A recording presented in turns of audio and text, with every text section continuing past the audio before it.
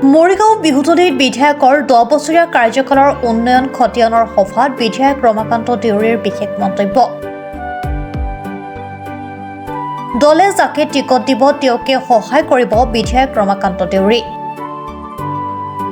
মৰিগাঁও জিলাৰ বিজেপি কাৰ্যালয়ত 11 জনকৈ বিজেপি নেতা-কৰ্মীয়ে 2026 বিধানসভা নিৰ্বাচনৰ বাবে টিকট বিচাৰি দাখিল কৰিছে আবেদন।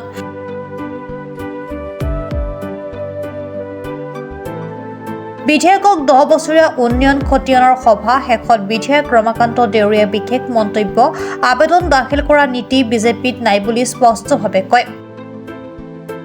বিধায়ক ৰমাকান্ত দেউৰীয়ে 26 বিধানসভা নিৰ্বাচনৰ বাবে টিকট বিচাৰি মৰিগাঁও জিলা বিজেপি কাৰ্যালয়ত দাখিল নকৰে আবেদন। নিৰ্দেশ দিছিল যে প্ৰত্যেকজন বিধায়কে 10 বছৰ কাৰ্যকালৰ খতিয়ান সমষ্টি ৰাইজবাসীক দাঙি ধৰিব লাগিব।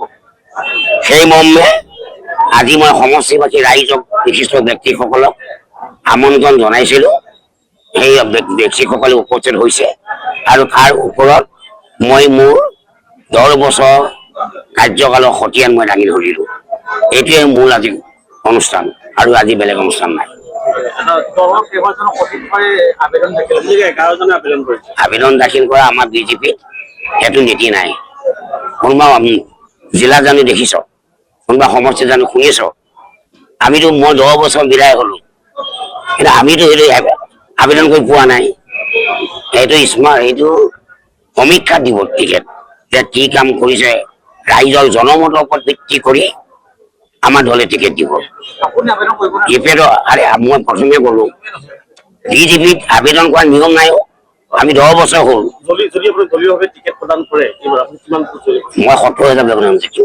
সেইটো মোৰ আত্মবিশ্বাস। যদি দলে টিকট প্ৰদান নকৰিলে মই যিজনক দিয়ে সেইজনকে চাপৰ্ট হ'ব। মৰিগাঁৱৰ পৰা বুবুনাথৰ ৰিপৰ্ট, প্ৰাত টাইম ডিজিটেল।